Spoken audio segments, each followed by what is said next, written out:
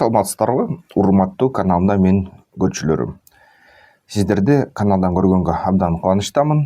Бүгүн Чыгын Куран 6-сы жана бүгүн ошо сүйлөшө турган нерсе дүйнө жүзү боюнча серепчилер эң негизи ошо Ирандын бүгүнкү күнү аскерлерин даярдап жатканын талкуулап жатышат да. Иран деген чоң аскер күчтөрүн өзү чоң мындай кандайдыр тынчсыздандырууга, даярдыкка үндөп жатат. Бүт аскер күчтөрү даярдыкта.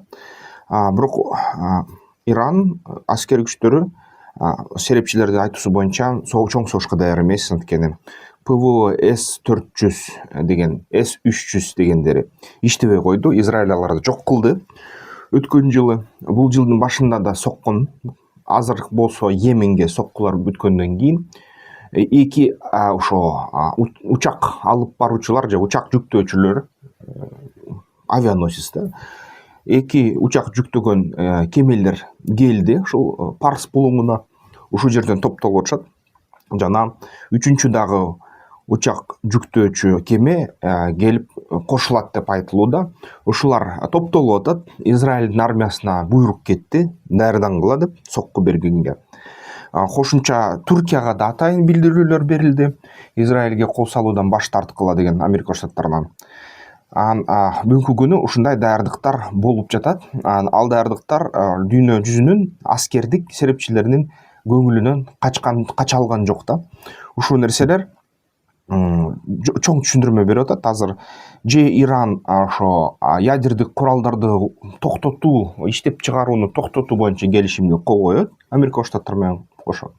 Же болбосо чоң согуш башталат. Негизи согуш жалаң авиа соккулардан тура турган болду да. Ошондо МАГАТЭнин айтуусу боюнча ошо февраль айында акыркы билдирме бериптир. Жыл башына айткан болчу. Иранда бүгүнкү күнү ядердик куралды жасаганга материалдар жетиштүү. Жана бүгүнкү күнү Аятолла Хаменеи айтып атат, мен деген Трамп менен сүйлөшүүгө барбайм дейт. Аны менен эч кандай Америка Штаттары менен Израиль менен тынчтыкка келишпейм дейт. Биз өзүбүздүн ишибизди жасай беребиз.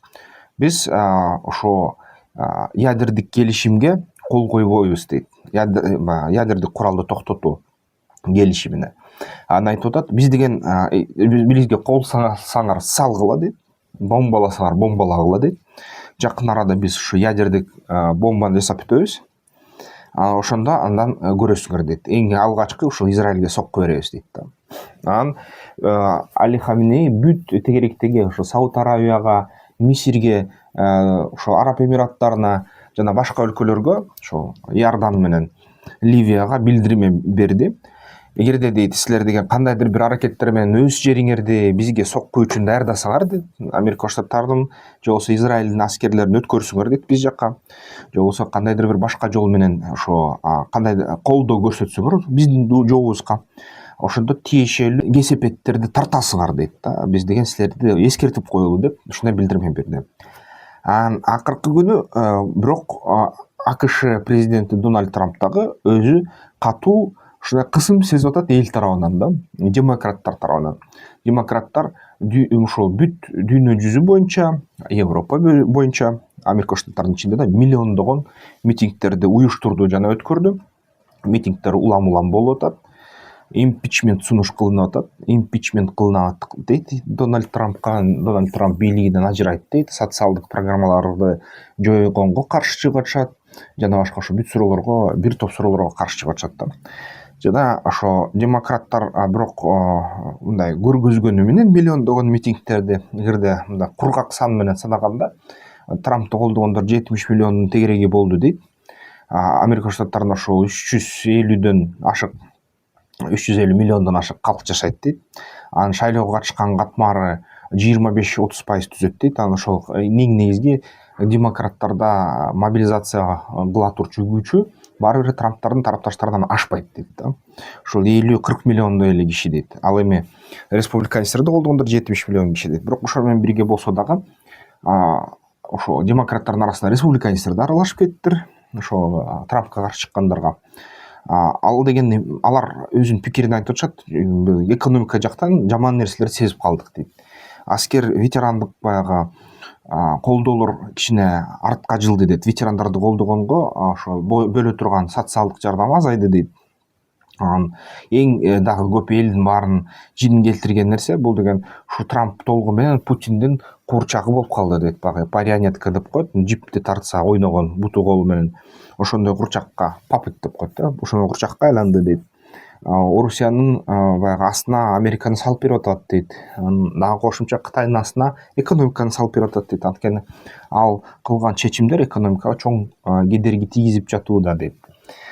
Анан ушундай сөздөрдү көп айтып атышат. Эң негизгиси ошо бүгүнкү күнү дагы бир талкууланган нерсе митингдерде Америка Штаттарда баягы профессионал команданын адистиги, профессионализми аз дейт да. Ошо командасын карасак дейт, сигналдан аябай баягы эл аралык маанилүү жана өтө сезимтал нерселерди кадимкидей сигналды колдонуп эле ошо жазып атышат дейт да. Баягы сигнал деген бул социалдык тармак, ошо социалдык тармак убада берет, эч ким силердин баягы жазгандарыңарды окуй албайт деп. Анан ошолорду бири-бирине жиберип жатыптыр Трамптын командасы. Анан албетте ошону бир кокусунан бир ошо журналистти жазып алышыптыр, группага кошуп коюшуптур. Анан ошо журналист тиги переписканын баарын көрүп, ал жөнүндө жарыялап, кээ бир перепискаларды скриншот кылып, тартып алып жарыялап салыптыр да. Анан ошол нерсе албетте аябай чоң талкууга алынды. Бул эмне деген команда, бул өзүндө профессионализм барбы, эмнеге ошол атайын коргонгон атайын каналдар аркылуу жазышпай биз бири-бирине ошол жеке менчик сигнал ошо системасын колдонушат деп. Анын баары ошо Трамптын командасынын профессионализмине, адистигине аябай чоң шек келтирип атышат да. Ошол нерсе аябай катуу сокку болду башкаларга караганда. Ошол нерсени митингдер талкуулашат. Митингдер бир нече күн уланды. Ошо бирок бүгүнкү күнү ушу импичментти кылыш үчүн, мисалы үчүн, юристтердин жумушу керек. Ал үчүн дагы сенаттын добуштарын жыйнаш керек. Ага дагы бир топ жумуш жасаш керек да. Бирок ал жумуштар толугу менен жасала элек. Албетте анысы ишке киргиче дагы бир нече күндү талап кылат. Ал деген ошон үчүн импичмент чыгарса дагы аны Конституциялык сот акырында чечет. Сот корпусуна болсо Трамп согуш жарыялады өзүнчө өлкө ичинде, жаңы сотторду даярдаган ашат. Жана ошол жаңы соттор даярдаганга алардын компаниясына Илон Маск кайра ошол акча берип аткандай деп айтылып атат да, ошо массалык маалымат каражаттарда. Анан Илон Маск болсо өзү дагы ошо митингдер боюнча сөз айтып чыкты. Ага каршы чыгып Теслаларын өрттөсө дагы айтып атат, азыр кичине башкача сүйлөп калды. Ошо Трамптын командасынын баягы адистерине каршы сүйлөп калды.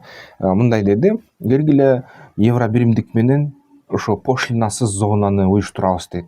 Соода алакасын күчөтөбүз дейт. Ошо пошлинасыз зонада тарифсиз, такыр нөл тарифсиз ушул батыш өлкөлөр бири-бири менен соода кылсын деп айта баштады да. Буга чейин Илон Маск башка нерсени айтчу, бирок ошондой кеңешти президентке бердим деп койду. Ал кеңеш болсо ошо Трамптын бүт айткан сөздөрүнө каршы чыгат жана ошо Трамптын пландарына каршы чыгат. Албетте, эгерде мындай сырттан карап калсак, ошо Америка Штаттары өзүн өзү талкалагандай болуп атат да азыр. Кээ бир серепчилер айтат, жок, баягы Путин жөнүндө айткандай эле да. Путин жөнүндө көптөр айтат. Путин аябай акылдуу адам. Бул деген бир нече кадам алдыда көрөт, анан ошон үчүн көп кадамдуу мындай стратегияны ишке ашырат деп. Жана акырында кайра өз пайдасы менен калат деп. Анан Трамп жөнүндө да ошондой сөздү айтып баштады. Бул азыр баягы Америка Штаттарынын экономикасын кыйратып атат. Баарына ошо баягы Американы алсыздатып атат жана чоң согуштарга кайра киргизген атат. Бирок ошону менен силер түшүнбөй атасыңар дейт. Бир нече жылдан кийин жакшы нерселерге келет деп ушундай айткандар да көбөйүп калды да. Бирок кургак факты менен сандарга карасак, экономист катары, серепчи катары азыркы ушул жасап жаткан иш аракеттери Трамп жана командасынын Америка Штаттарын алсыздатат жана уратып жатат азыркы моментте. Ким билет, эми бүгүнкү күнү ошо Кытай, Орусия жана башка өлкөлөр чын эле көп тараптуу, көп полярдуу дүйнөнү куруп аткандыр.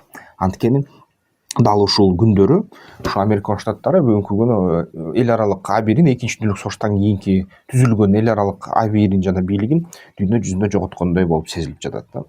Анан албетте айтат, Трамп деген Кытай менен Орусиянын бирикпеши үчүн Орусияны жакындатат өзүнө деп. эгерде ал чын болсо, анда бул стратегия туура эмес. Анткени эч качан Орусия АКШ менен толук түрдө жакындабайт да. Бул жөн эле геополитика боюнча, геосаясат боюнча ушундай эки башка нерсе. Ошо пикирлериңер кандай? Эми алар жак жанакы бийик геосаясатты биз талкууласак дагы, аякта кагылыштарды талкууласак да бизге толкундар келип тиет. Ошон үчүн алардын баягы иш аракеттерине биз да каршы өз иш аракеттерди жасашыбыз керек. Эң негизи Кыргызстанды күчөтүш керек да. Аны күчөтүш үчүн ар бирибиз ишкер болушубуз керек. Кандайдыр бир деңгээлде же болбосо ишкерлердин ишин ошо алып барганга жардам беришибиз керек. Өз кызыкчылыктарыбызды калтырбай да. Ошо бизнес пландоону өздөштүрүш керек. Ушул QR код аркылуу катталсаңар сиздерге маалымат жиберилет. Ошо видео курс да, мындай өз алдынча өткөнгө. Бул QR код менен колдоп койсоңор болот каналды. Мурунда колдоп койгондорго чоң ыраазычылык. Жана эмки видеолордун көрүшкөнчө.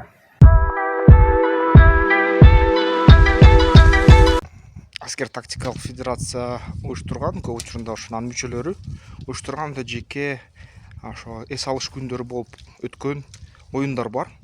Ошол оюндарга катышкыла. Анткени ушул оюндар ар бир базар күн болот. Ар бир базар күнү албетте бул жерден жакшы бир тажрыйба алса болот оюнду. Анан кийин дагы аябай жакшы өзүңөргө ишенип алсаңар, чоң оюндарга катышсаңар аябай жакшы болот да.